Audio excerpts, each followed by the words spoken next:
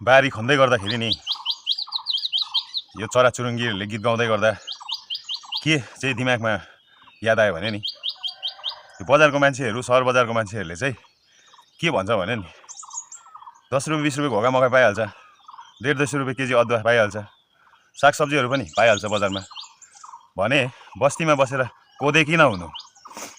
बस्तीकोहरू त प्रायः कोदे नै हुन्छ। रेला गरेर भनेको कि मजाक गरेर भनेको कि साँच्ची नै भनेको, तर मलाई चाहिँ लाग्यो कि यो कुराले।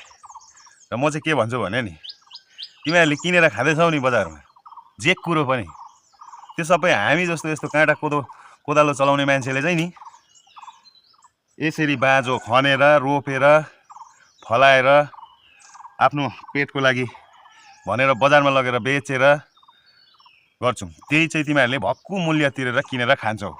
हामी त आधा दाममा बेचेर आउँछौँ, तर तिमीहरूले त्यसको फुल दाम लिएर किनेर खान्छौ। भनेदेखिलाई कोदे तिमीहरू हो कि हामी हो?